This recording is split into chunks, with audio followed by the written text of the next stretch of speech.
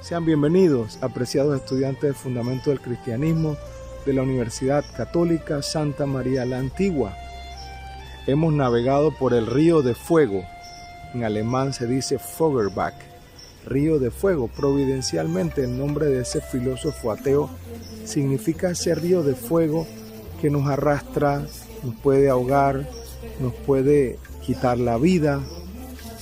El hombre siente que su vida es una lucha, un conflicto, enfermedades, iras, guerras, complejos, traumas, pero el bien está por encima del mal. El bien está triunfando, aunque a veces parezca que está agazapado en silencio. En ese camino, el ser humano está dotado de unas facultades que le permiten comprender muchos fenómenos, enfrentar muchos fenómenos.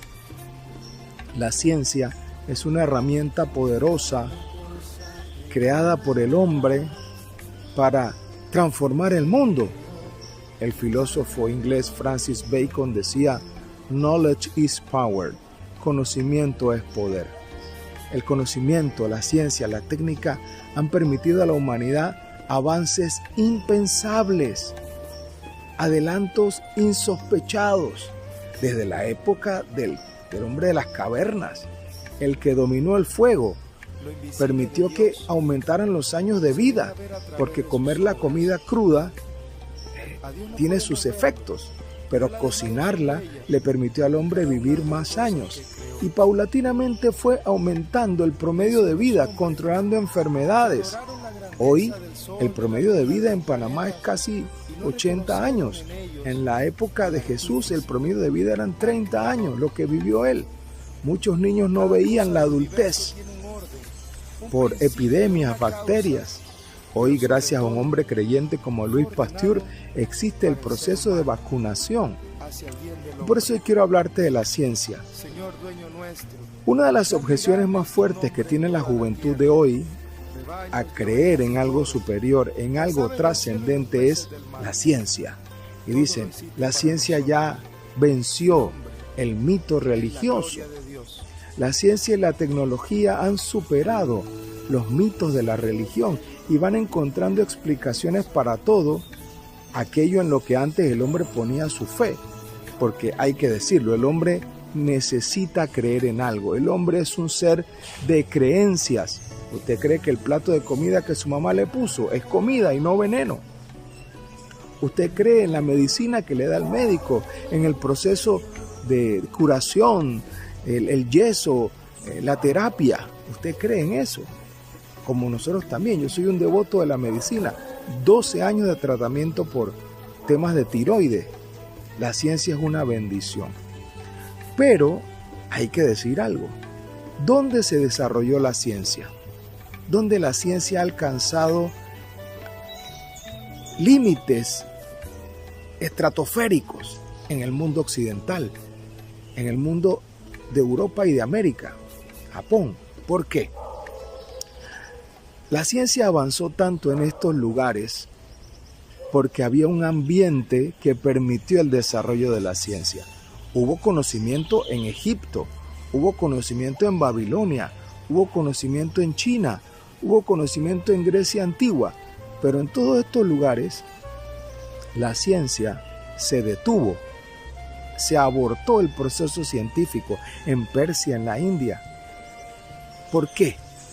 Porque había un ambiente que no permitió que los científicos investigaran. Había creencias que impidieron que los científicos fuesen más allá.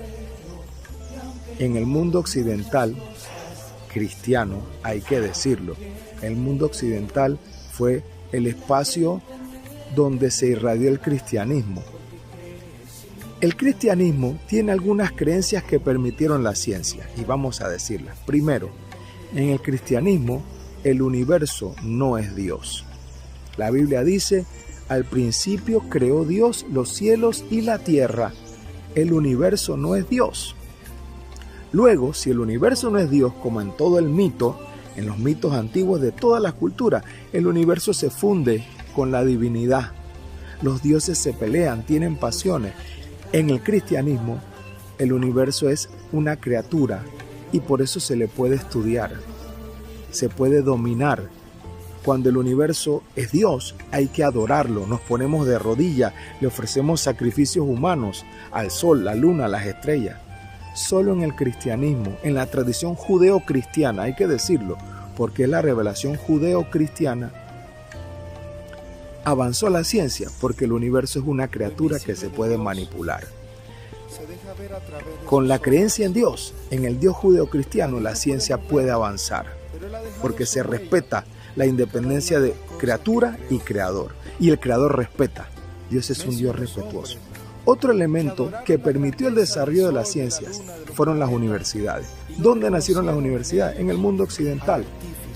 La Sorbona, Salamanca, Nápoles, Bolonia, Oxford, Cambridge, las 6 primeras universidades del mundo, fundadas entre 1200 y 1250. Todas fueron instituciones creadas, ambientadas por la Iglesia. Monjes que copiaban documentos en griego, en latín. Obispos que prestaban un saloncito detrás de su casa episcopal para que los científicos se reunieran a hacer alquimia, como Roger Bacon, allá en Cambridge y en Oxford, en Inglaterra, uno de los primeros grandes científicos, un monje franciscano, Roger Bacon.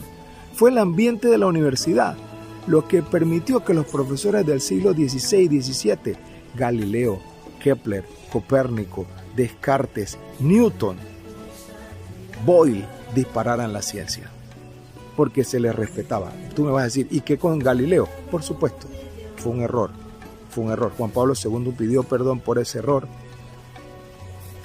en el caso Galileo. Pero es en el ambiente cristiano donde la ciencia se disparó. Pensemos en Gregor Mendel, el monje, haciendo experimentos en el patio de su convento, las leyes de la herencia.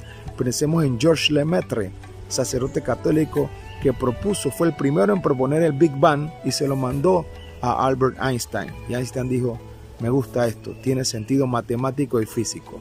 Hoy el Big Bang es la explicación más coherente del universo. Entonces fue en este ambiente. Lo que ha pasado en los últimos 200 años es que hemos caído en el cientificismo. El cientificismo es creer que la única verdad posible es la de la ciencia, y eso es falso. ¿Por qué? La ciencia te puede decir cómo construir un estadio. Hay estadios asombrosos con techos que se cierran y se abren, pastos que se cambian, como ahora la remodelación del Bernabéu. Pero la ciencia no puede decir todo sobre el estadio. El manejo ético, la responsabilidad, si hay jugadores que se venden, si hay droga, si hay negocios turbios en el deporte, en todo lo que está alrededor del estadio, la ciencia no puede. La ciencia describe, pero no prescribe.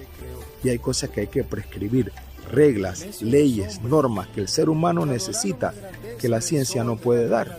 Pensemos en Oppenheimer, toda su crisis bien expresada en su película. Hay un tema ético, moral, que la ciencia no puede decir. Los científicos tienen que respetar que hay un orden. La ciencia es hermosa, pero la ciencia nació donde había un universo ordenado. ¿Por qué podemos hacer ciencia y los científicos experimentos?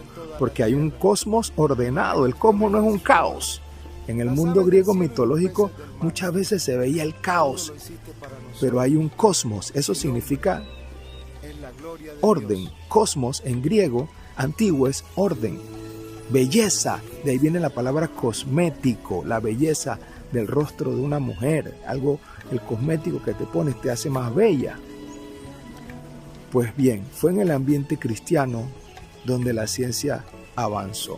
Y hoy muchas universidades siguen respetando eso. La ciencia es hermosa, es un don que la inteligencia del hombre ha logrado y va a seguir logrando. Hoy nos asombra la inteligencia artificial, como con comandos de voz los aparatos responden al mandato de una inteligencia como la del hombre, como la del ser humano.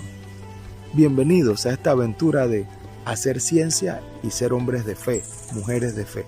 Les invito a estudiar unos documentos que vamos a proporcionarles para crecer en este equilibrio de fe y razón, las dos alas con las que el entendimiento humano se eleva a la contemplación de la verdad. Saludos.